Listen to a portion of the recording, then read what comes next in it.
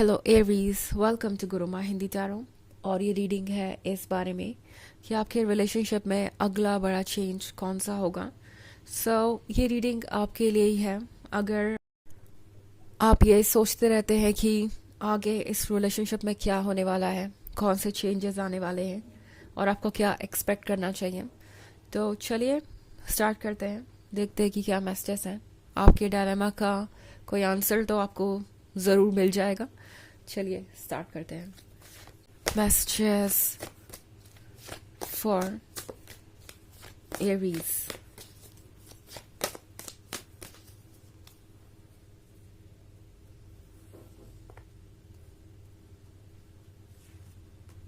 The hanged man, three of wands, the world, queen of pentacles and Queen of Wands. Okay. So, The World का card है।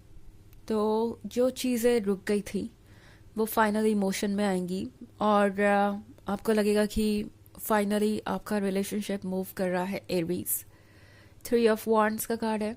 तो three of wands के साथ आप लोग बहुत समय से शायद एक पॉइंट पे रुके हुए हैं एंड आप दोनों ही कंफ्यूज नजर आ रहे हैं। मुझे ऐसा लग रहा है थ्री ऑफ वॉन्ड्स के साथ आप दोनों ये सोच रहे हैं कि कैसे ये रिलेशनशिप ग्रो करेगा, या जितना भी ये रिलेशनशिप ग्रो कर चुका है क्या उतना काफ़ी है आगे बढ़ने के लिए, या फिर आपको और वक्त लेना चाहिए। ये पर्सन लगता है जैसे कि ये रियलाइज कर रहा है एरीज कि ये रिलेशनशिप अब उनसे अलग नहीं है। ओके, अगर आप ये थ्री ऑफ वॉन्ड्स देखें तो ये थ्री ऑफ वॉन्ड्स इस पर्सन से जुड़े हुए हैं एंड ये पर्सन अब ये बात डिनाई नहीं कर सकता कि आप उनका हिस्सा बन गए हैं, ये रिलेशनशिप उनका हिस्सा बन गया है और वो अब इससे खुद को कट ऑफ नहीं कर सकते। बिकॉज इससे खुद को कट ऑफ करने का मतलब है कि खुद को नर्चर नहीं कर पाएंगे वो, एंड एम्प्टीनेस एक हमेशा बनी रहेगी। जो चीज़ उनका हिस्सा बन गई, अगर उस चीज़ को वो कट ऑफ करते हैं तो वो हिस्सा कभी भरेगा नहीं और वहाँ पे एक एम्प्टीनेस बनी रहेगी। द हैंग्ड मैन के साथ ये पर्सन वैसे काफ़ी प्रैक्टिकल है और शायद यही वजह है एरीज कि इस पर्सन ने इतना वक्त ले लिया डिसाइड करने के लिए कि वो क्या चाहते हैं। ये पर्सन इस क्वीन ऑफ पेंटिकल्स की एनर्जी में है।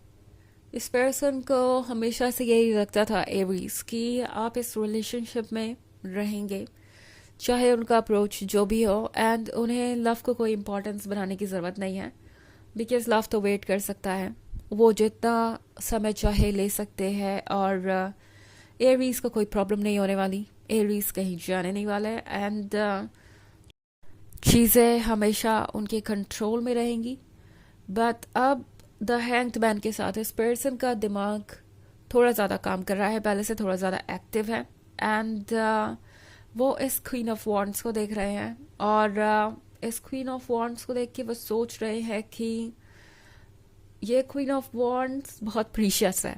ओके, जब भी आपको देखते हैं तो इन्हें लगता है कि आप बहुत गॉर्जियस हैं, आप अमेजिंग है, आप सेडक्टिव हैं और आप जानते हैं कि फ्रीडम का मतलब क्या होता है। आप उन लोगों में से नहीं है जो बहुत समय तक किसी नेगेटिव बात को अपने मन से लगाए बैठेंगे या आपको कोई मैनिपुलेट करने की कोशिश करेगा और आप उस चीज़ को ट्रस्ट कर लेंगे। इस पर्सन को पता है कि आपके अंदर कॉन्फिडेंस है और आप सच्चाई को जानते हैं। आप जानते हैं कि आप कितने स्पेशल हैं, आप जानते हैं कि आप कितने चार्मिंग हैं। तो ये पर्सन काफ़ी कॉशियस हो रहा है और सोच रहा है कि अब उन्हें शायद एक डिफरेंट अप्रोच लेना चाहिए।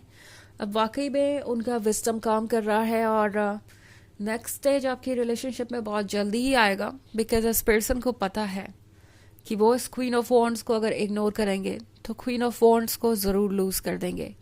क्वीन ऑफ वॉन्ड्स को कमी नहीं है ऑप्शंस की, क्वीन ऑफ वॉन्ड्स के अंदर कमी नहीं है करेज की, बोल्डनेस की और सेल्फ एस्टीम की। क्वीन ऑफ वॉन्ड्स उनके बिना भी रह सकती है और queen of wands move on भी कर सकती है। तो इस पर्सन को पता चल गया है एरीज की अगर वो आपको यूं ही वेट कराते रहे तो डेफिनेटली आपको खोने से वो खुद को नहीं रोक पाएंगे और चीज़ें एकदम से बदल जाएंगी। तो द वर्ल्ड के कार्ड के साथ ये पर्सन बदलाव लाने के लिए रेडी है, और ये बदलाव आप जल्दी ही आता हुआ देखेंगे। फाइनली चीज़ें मूव करना शुरू करेंगी, और आपके लिए वो वक्त आ रहा है जिसका आपको इंतज़ार है। हालांकि ये एक जनरल रीडिंग है, तो ये सबसे रेजोनेट नहीं करेगी। एनर्जी रिवर्स हो सकती है अगर आप क्रॉस वॉचर हैं। इसके अलावा अगर आप पिछले वीक की रीडिंग या ईयरली रीडिंग देखना चाहें 2024 के फर्स्ट क्वार्टर की, तो उसका भी लिंक आपको डिस्क्रिप्शन बॉक्स में मिल जाएगा हमेशा की तरह। तो चलिए आगे बढ़ते हैं और देखते हैं और क्या मैसेजेस हैं आपके लिए Aries.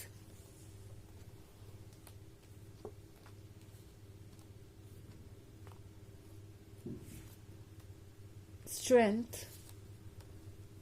Seven of Wands, Five of Pentacles, Five of Swords, and Death. Okay, Aries. तो यहाँ पे कार्ड है स्ट्रेंथ का। लगता है जैसे इस पर्सन को ये रियलाइज हो रहा है एरीज की आप भी इतने ही स्ट्रांग है जितने की वो। अगर वो आपके साथ कोई माइंड गेम खेलेंगे तो रिप्लाई वैसा ही आने वाला है।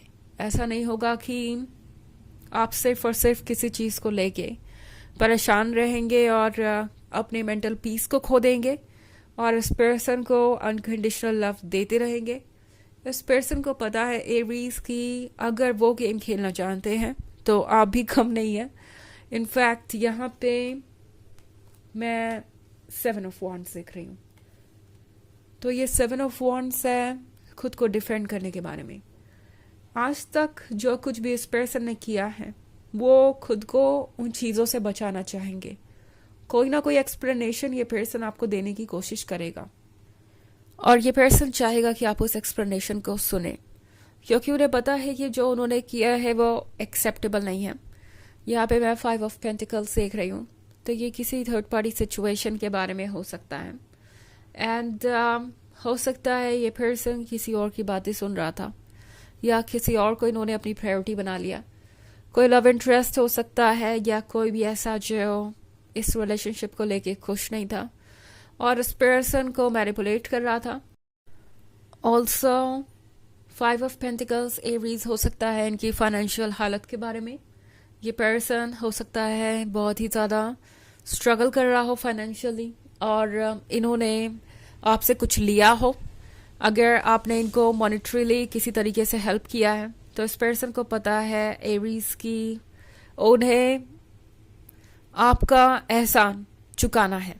डेथ के कार्ड के साथ एरीज जो भी चीज़ें इस रिलेशनशिप में ऑब्स्टेकल बन रही थी, प्रॉब्लम बन रही थी, वो सब खत्म हो रही है। एंड 5 ऑफ सोर्ड्स के साथ लगता है जैसे कि आप ऑलरेडी इस रिलेशनशिप को लेके बहुत डाउटफुल थे, बट एनीवेज अब आपके पास पीछे मुड़ के देखने की कोई वजह होगी। ये पर्सन अब आपको लूज नहीं करना चाहेगा एंड फैसला आपके हाथ में होगा कि क्या आप इस रिलेशनशिप में रहना चाहते हैं या नहीं। बिकॉज अब यहाँ पे 5 ऑफ पेंटिकल्स और क्वीन ऑफ पेंटिकल्स है, तो हो सकता है इस पर्सन को आपसे किसी फाइनेंशियल हेल्प की भी उम्मीद हो, किसी तरीके के एडवांटेज के भी बारे में सोच रहे हो। तो आपको ये देखना होगा कि आपको आगे बढ़ना चाहिए या नहीं। ये चॉइस आपकी होगी। ओके, चलिए देखते हैं आपके लिए ऑरेकल मैसेज क्या है एरीज।